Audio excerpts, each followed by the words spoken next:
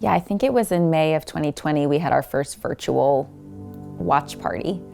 And I knew we weren't going to be able to have performances for a while because everything was shut down and we weren't really making new work yet. And so I decided to host this kind of monthly watch party, and I unearthed some dance pieces from the archives, and we did this kind of like Ballaro dance a look and review, and how I reshifted those or kind of redesigned those dances to turn into new pieces. And so we looked at sort of like, what does it look like in this version and what's it look like in this version?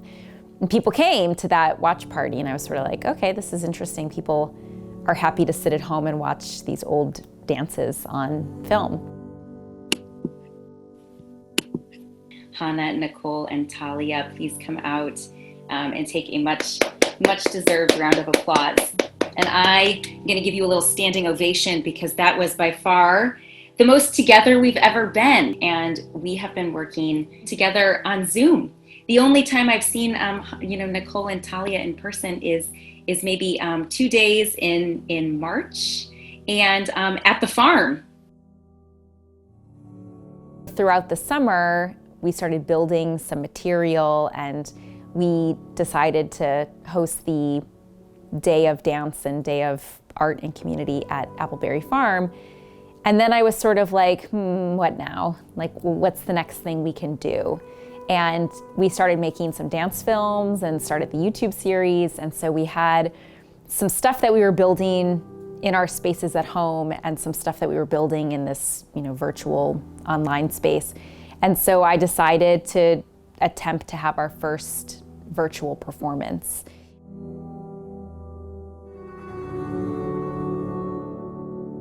You are welcome to turn on your video and join us for some conversation and meet and greet with the performers. And I would love to hear what people thought of the performance. If this is, a first go at, dancing, in our own spaces and all these sorts of things. So please join us. Grab a drink or grab a nosh and come on out and join us. And so I decided to attempt to have our first virtual performance. And so that was called From Our Home to Yours at the end of October. And the dancers performed live in their living rooms. While I was thinking about building a community and providing a performance outlet for dancers who maybe haven't had a performance outlet in months, maybe won't have for more months to come, I put out a simple call online and said, anyone who wants to join us, join us. How's everyone doing this evening? Cheers. I see some claps. I see a few claps there. Hello, hello, hello. Erica! You've been sitting in a dark theater for the past, hour and 15 minutes, so, come out into the air and come and greet and meet. It was really powerful to see all of these people dancing in their own homes and to see what their homes looked like and how, though we were not on a stage space, there was this sort of ensemble performative vibe that was really powerful through a Zoom platform. And so I was really curious to know what people thought. So at the end of that show, I sent out a survey and I asked people questions like, have you seen dance performances online before in this way? Have you seen people dancing live in their homes? What did you think? What did you feel? And what I was most surprised by is that our audience members wrote and said, this is one of the most intimate performances I've ever seen.